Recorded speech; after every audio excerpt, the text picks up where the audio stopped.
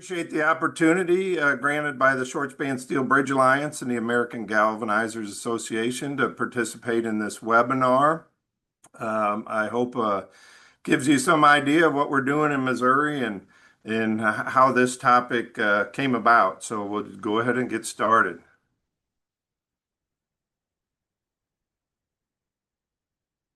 All right, here we go. Presentation topics. I want to talk a little bit. What is the Simple for Dead, Continuous for Live? We abbreviated SDCL. And how did we begin using it? So this presentation may kind of seem a little disjointed at the beginning, but hopefully you'll figure out how we began using the SDCL. It wasn't me saying a mandate that we're going to do this or anything. I'm going to talk little bit about bridge bundling and a summary of our previous projects with bridge bundling. I'll go into the specifics of the farm bridge program, and it wasn't because we were going from a farm. It was we created a catchy little acronym for a grant proposal. It's Fixing Access to Rural Missouri, and it'll make sense when I describe that later. Since the farm bridge project, we've been doing additional Simple for Dead, Continuous for Live projects, and then I'll go into a little bit about what we have planned and research project and so on that we're doing to get this implemented into our policy, into our engineering policy guide. So start off, what is the SDCL, Simple for Dead, Continuous for Live Load system? This was developed by Dr. Aziz Amini when he was at the University of Nebraska-Lincoln in the early 2000s, sponsored by the Nebraska Department of Roads. And I show on the screen there the cover sheet of the research project number P542 that was published in July of 2005. If you want additional information, Dr. Aziz Amini and his colleagues took over two AISC engineering journals, the second quarter of 2014 and the third quarter of 2014, volumes number 51, number 2 and 3. And so there's more information there. And our design consultant basically used this information as the starting point for that. So basically, it's a technique where girders are placed simply supported to carry their own load and that of the concrete deck, and then made continuous for live load like that other material. So there's a picture of one of the bridges in the farm bridge program there, a 3-span bridge. Simple span rolled shapes were used on the farm bridge program, but it could be plate girders. Other states used box girders when they started. So you set the beams simply, cast the deck, put additional reinforcing in the negative moment area, and they perform like a continuous beam for live load. That other material's been doing that since the late 50s, early 60s.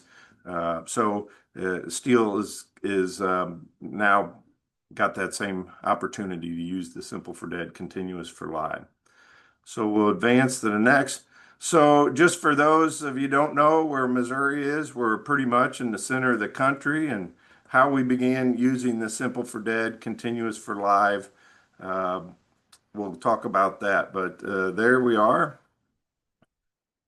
So I'll start off our National Bridge Inventory on our 2025 submittal.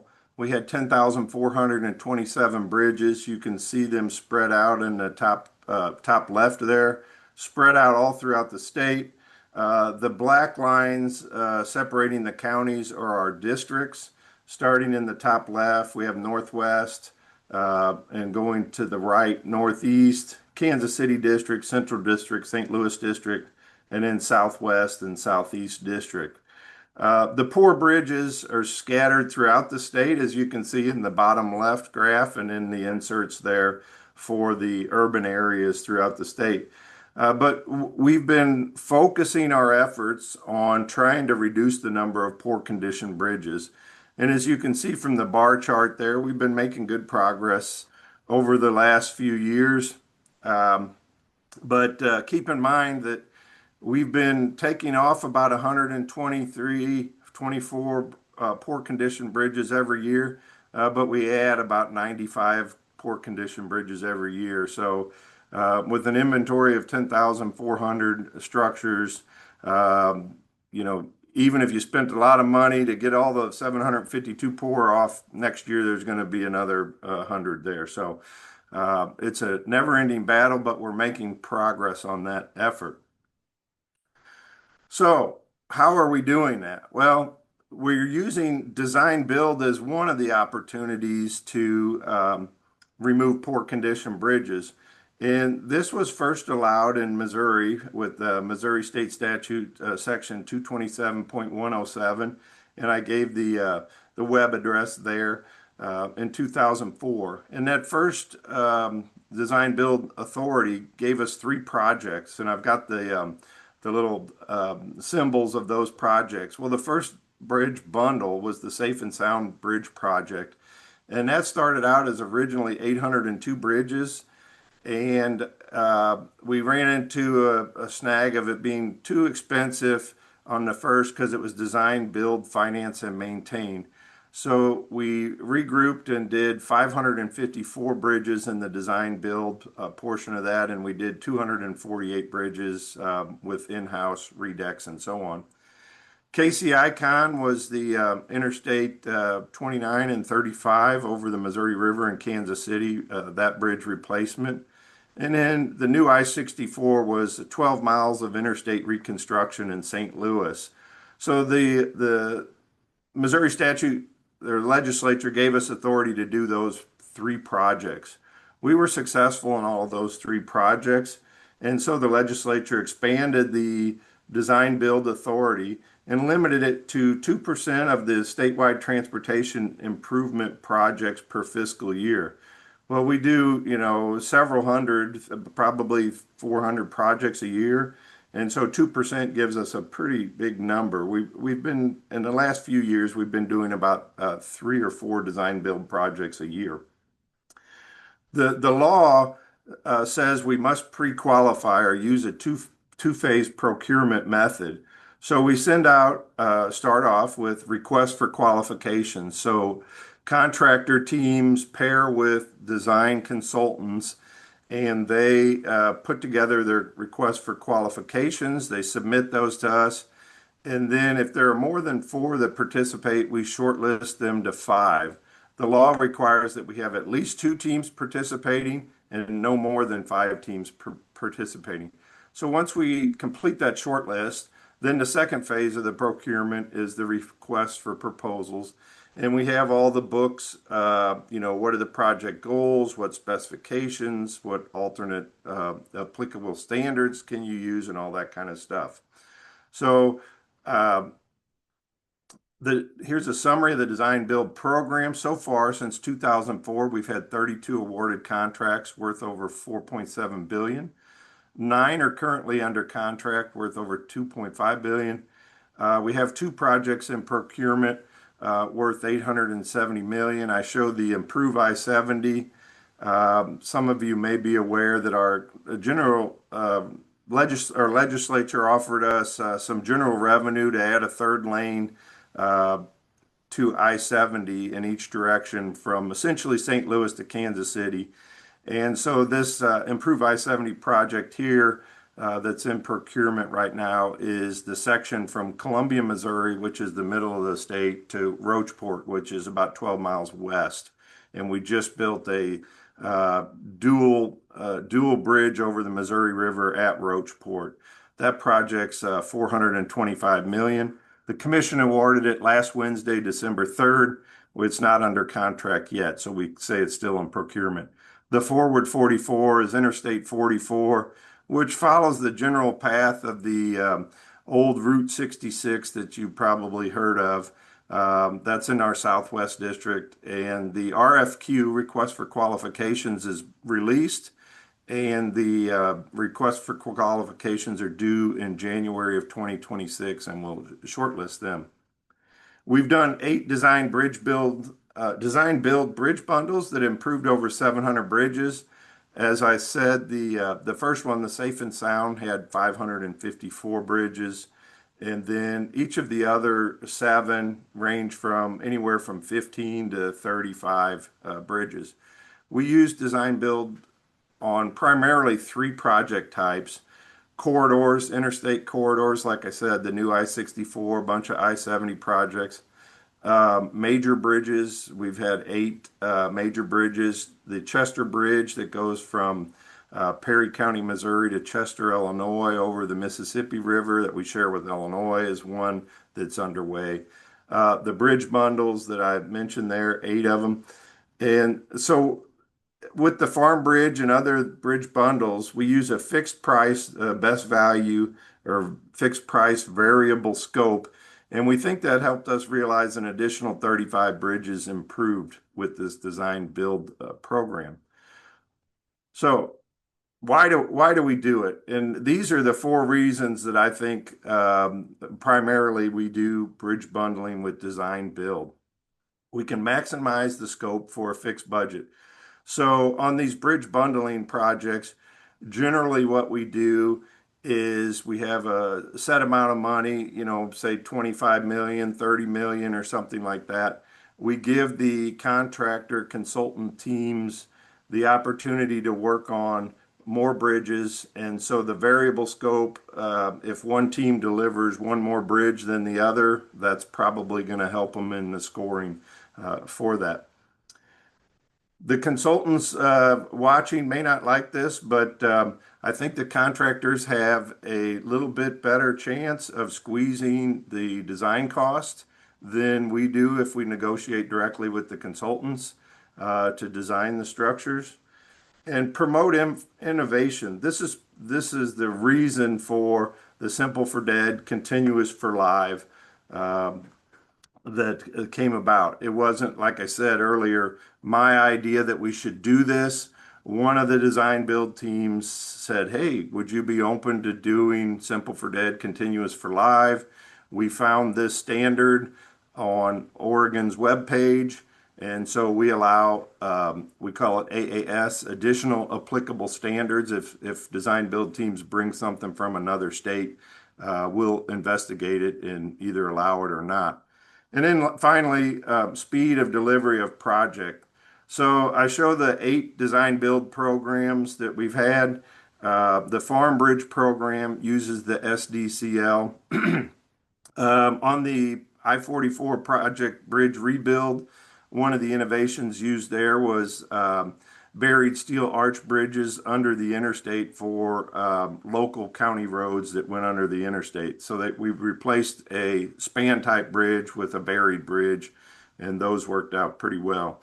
Not all of these eight projects have used the Simple for Dead, Continuous for Live. The Farm Bridge program did. The Northwest Bridge Bundle, as I'll mention later, has used that.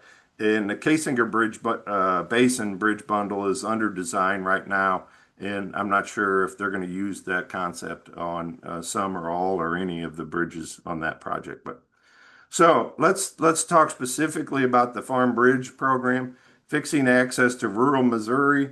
MoDOT identified 41 rural bridges in northern Missouri. I got the map inset there. If you look back on the first slide when I showed the whole state, this is the Northwest and the Northeast district. The red triangles are the 41 bridges. There's one down here in Warren County, real close to where I grew up, but most of them are situated up here in the northern part of the state. And they had four criteria that we identified with these 41 rural bridges. First of all, they were in poor condition. As I showed, we want to reduce the poor condition bridges on the state system. They were weight restricted, meaning they had a sign, load posted 20 tons, 25 tons, whatever. They were one lane but carried two-way traffic. So these bridges were striped. They were narrow generally, striped for one lane, but on a route that carries two-way traffic. And lastly, they were on timber piles. We still have several bridges in the state that are on timber piles. Excuse me. And we're trying to remove those because generally we have issues with the pile rotting out right at the ground interface, where water may pond or something like that. So those were the criteria. 41 bridges were identified. And so these are typical pictures of before. You can see on the left over there, top left, the timber piles, poor condition deck. You've got two angles for rail, substandard railing on these types of things.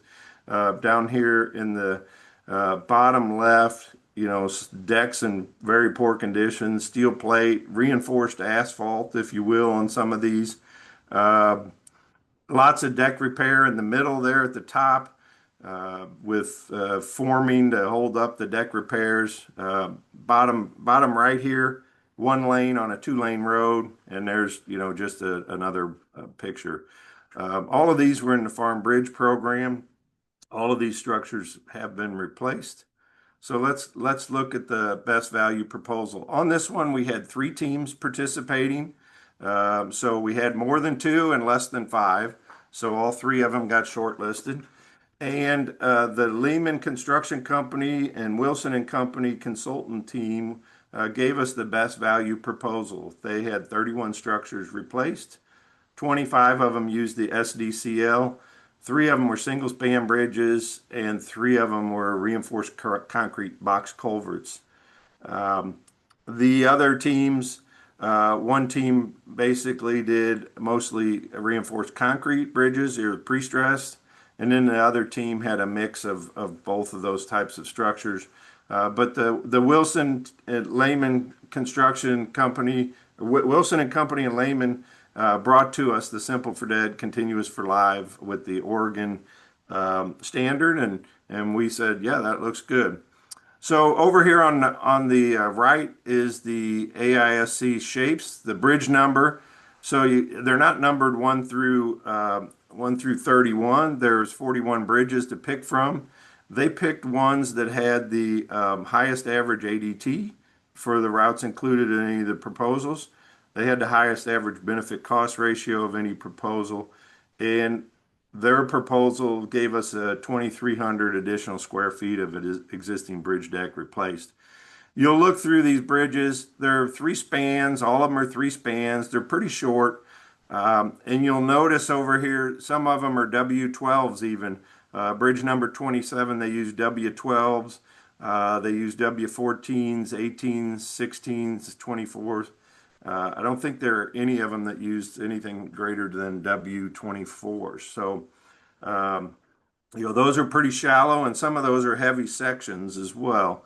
But the Simple for Dead Continuous for Live allowed speed of construction, and those were some of the metrics to evaluate the proposals. So here I show a picture of the construction. These are pretty shallow girders, as you can tell. You'll notice that the intermediate bent there is skewed, but the ends of the steel beams are square, and there's some bearing blocks there that are shown to carry the compression load of the negative moment.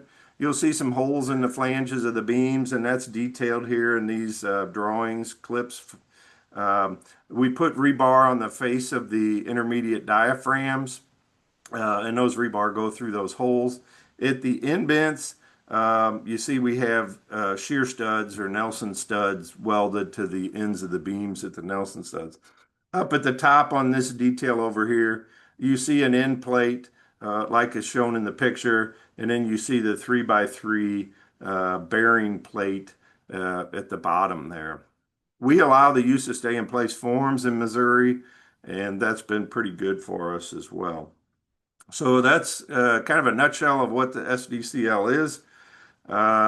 Here's a look at the intermediate bent in the casting of the concrete. So we asked the contractor to fill the forms about 2/3 of the way full at the intermediate bends to get that compression area a head start on the curing.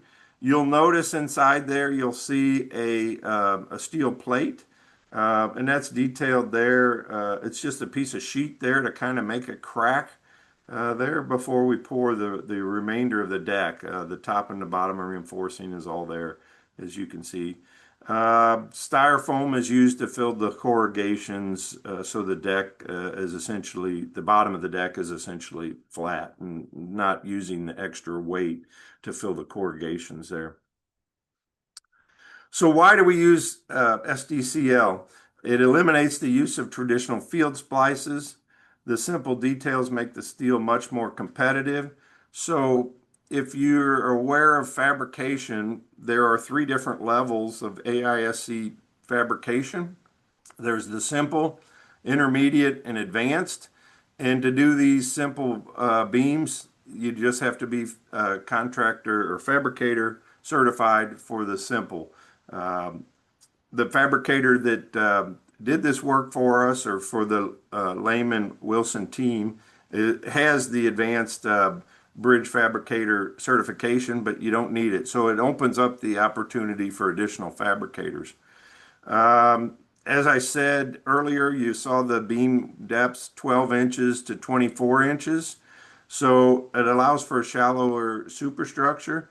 We had about $25 million for the construction part of this program, and we didn't have money to raise the road grade and all that to accommodate deeper superstructures. So on these pictures on the right-hand side there, you see W18 by 158, 60 feet long.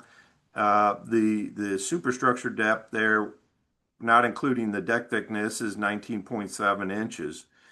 The the smallest pre-stress girder that we would probably use in this situation was a MoDOT Type 3.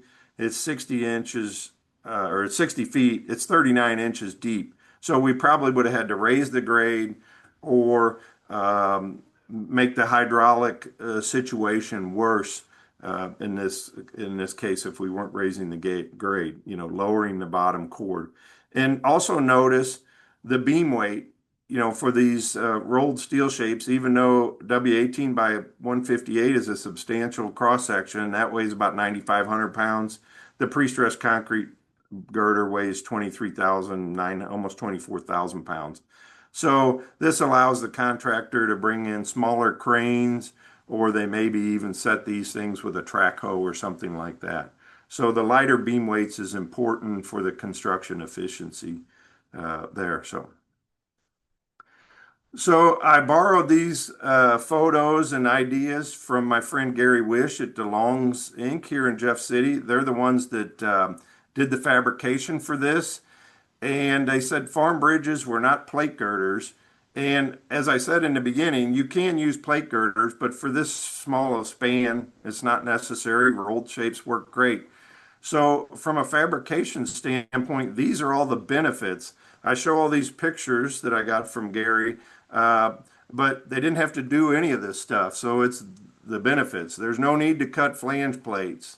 There's no need to shop weld the flange plates from, different thickness or width splices. These CJP welds are expensive to make and need advanced non-destructive testing to evaluate them. You don't have to cut the camber into web plates, and you don't have to make flange to web welds like is shown in this picture here. There's no bolted splices. This is a costly process in the fabrication shop, so you don't need to do any of this. And full assembly is not required, so you don't need to do what's down here in the bottom picture. So uh, thanks to Gary for these ideas. And he also mentioned that because there were 25 of these bridges, they could get real good at fabricating these and know the process. The farm bridges were rolled beams. I show a picture. This is Nucor Yamato Steel when I visited there in 2010 for Steel Days. But you basically just take a rolled beam, you cut it to length, and then you add diaphragm connection plates like shown in the middle left here.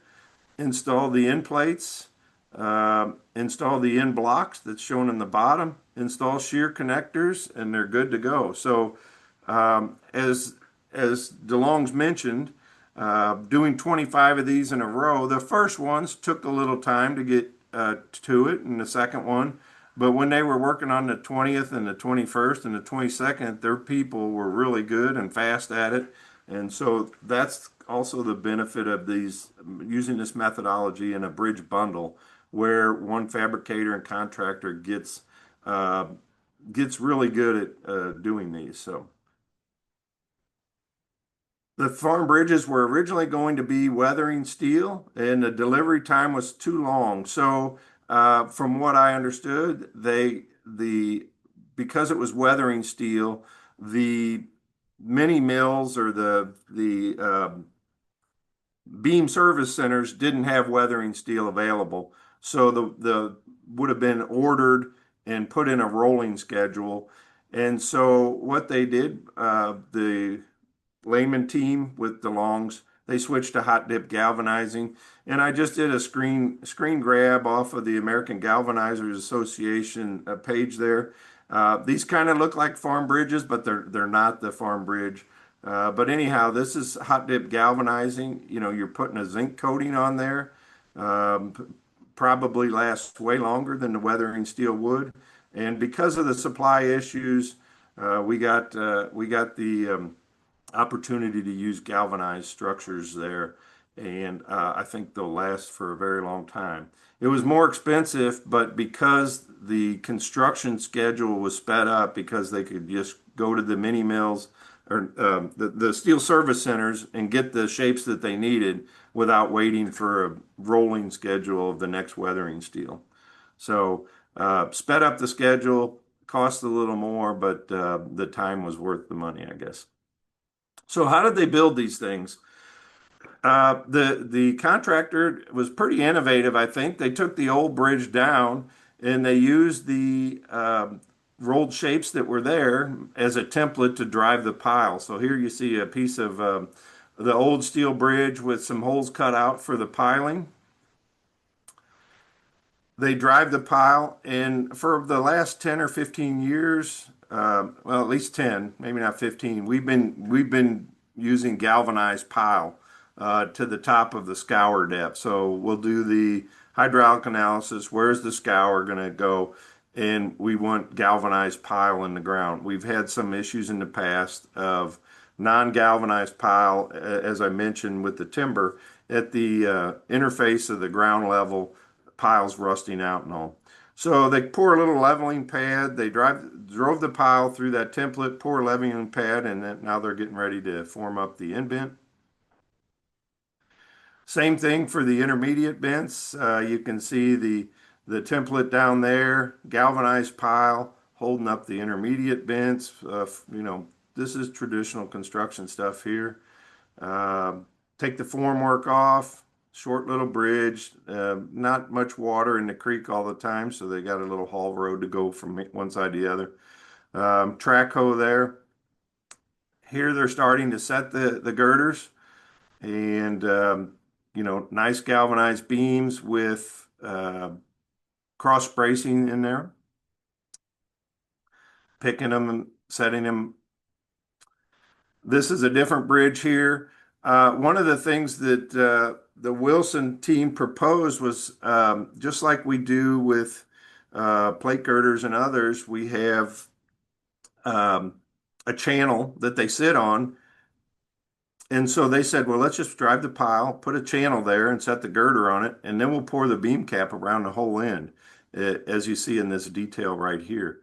And so we were okay with that. And this length of channel here in this detail gives them a little bit of adjustment from side to side if the pile is not in the exact right spot. But anyhow, you see it all set up there, ready to go for deck and get the indents formed. Here's, as I said before, we ask that the contractors pour the concrete in the indents and the intermediate bents, a half hour to an hour before they do the rest of the deck, and you can see that taking place here. Then the deck is cast, and you see the reinforcing steel for the barrier curbs there. Then barrier curbs are slip form. Our regular barrier curb, we call it a type D, but it's a single slope barrier that's 42 inches tall. And you can see slab drains along the edge of the barrier there to drain off any roadway drainage. So here are a couple pictures of some completed farm bridges. You can see pile cap intermediate bents, galvanized girders, fiberglass slab drains. Here's a spray coop going over one of the bridges. Obviously, they're a little wider. These all were 24 feet wide, four girder lines for the farm bridges. And galvanized girders and jointless bridge will last a long time on these low volume routes because they're probably not going to receive much, if any, salt in the winter. Typically on these routes these farm bridges were anywhere from 100 vehicles a day to 12 to 1,500 vehicles a day. And many of those routes, they get plowed, but they probably don't get a lot of salt on them. So these will last for a long time. Some may be concerned, and we were as well. When you got a 12-inch deep girder, it's hard to use overhang brackets like this without twisting those exterior girders. And I'm sure many of you are familiar with the programs that are out there to analyze this kind of thing and all. Well, the contractor chose to use a needle beam type of situation where you attach to the first interior girder and you hang from the exterior girder to form up your overhang bracket there. And so that was used for the most shallow. And of course, bracing in between the girders when you have this type of situation is needs to be checked and is of concern. So since the original Farm Bridge program, we let the Northwest Bridge Bundle, and that included nine Simple for Dead, Continuous for Live superstructure replacements and 15 Simple for Dead, Continuous for Live full bridge replacements. And I show some before and after pictures here.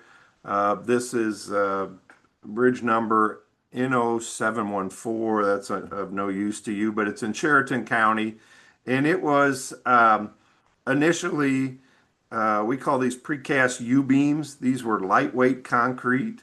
They were bathtub bridges. It looks like a bathtub flipped upside down. And then there was some bars that kind of tied them together through the diaphragms.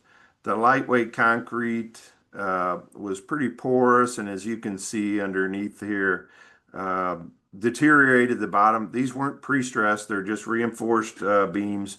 Deteriorating the bottom, reinforcing, you spall off the lightweight concrete and all. The beam caps were pretty good shape and so on. And so this was one of the superstructure replacements. We take these precast U-beams out and put on rolled shapes, galvanized rolled shapes, clean up the indents. Down here you can see we did epoxy coating of the indents or protective coating of the indents. And then slab drains instead of draining over the edge of the deck there.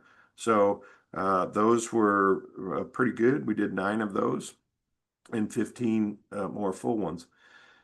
And since then, we've also been doing this in design bid build since September of 2023. We've had 14 Simple for Dead, Continuous for Live replacements and one more superstructure replacement by design bid build. So we've implemented this into our normal plans production process. And as I'll mention later, we're working to get our engineering policy guide updated. But here you see two of them. This one's a bigger bridger than most of the Farm Bridge projects. And you can see we did web walls or a complete intermediate bent there. I think this location had issues with drift and so on. You don't want drift hanging up in a pile cap bent. This was in Atchison County. The one over here on the right is Audrain County, and you'll notice galvanized piles there, but these were pipe piles. We call them cast in place piles. So you drive the pipe pile with a closed end, you fill it up with concrete. you form the beam cap up there on the top, and you got the nice looking bridge there. So again, these are going to last a long time with the galvanized beams and solid deck, no joints anywhere. We do integral indents and have done that for a number of years in Missouri. So since that, we've done 40 Simple for Dead continuous for live replacements, 9 SDCL by design build, 14 of those, and 1 superstructure replacement by design bid build since September 2023. There are 2 more in the future lettings. I should have updated this because actually I think one of them was in the November letting and awarded in December 3rd. So we have a total of 66 of these in completed or in progress, and our plan is to continue to use this methodology going forward. So what's next? We're going to continue to use the SDCL where it makes sense. We're going to add a section to our engineering policy guide for SDCL. We've got a research project that I think concludes next June for one of our consultants and a faculty member at the University of Missouri at Columbia is writing this for us to update our engineering policy guide. If you haven't checked it out, I put the web link there, epg.modot.org, and this is the front page of that. But all the stuff related to bridges is in section 700. And if you were talking about bridge design, it's section 751 when you get in there. But we're a little shy in staff on our development area, and so that's why we wanted to get this out there as soon as possible, and that's why we hired a research project to get this updated in our engineering policy. So what's next? Well, there were other states that have SDCL projects. As I mentioned, Nebraska, there are 3 bridges in Nebraska. As I noted at the very beginning, the SDCL concept was started at the University of Nebraska-Lincoln. And so in the early 2000s, they built 3 bridges. One of them was a box girder bridge, and then the other 2 were deeper plate girders. Tennessee has Massman Drive over I-40 in Davidson County, and I show the couple screen grabs of their plans. One of the things that you'll note here is they used tapered kicker plates, so the bottom compression block was tapered there so that they could set the girders down and then slide those wedges, so to speak, and then weld them in the field so that they are in contact. Nebraska said maybe it's not so important. Those are exactly in contact when they did theirs. So, but there's other states that did that. And then this is the detail sheet in Oregon's bridge manual section. I show it here. So if you go to Oregon DOT and look up detail 3620, you'll find this SDCL details. And they call it, they have a section in their bridge manual or bridge design manual, Simple for Dead, Continuous for Live, and consider use of concrete diagrams, see detail 3620. So the Wilson Company consultant, this is where they got the idea, as well as from Dr. Aziz Amini's reports in the Engineering Journal. So I think with that, I'll entertain any questions that you may have.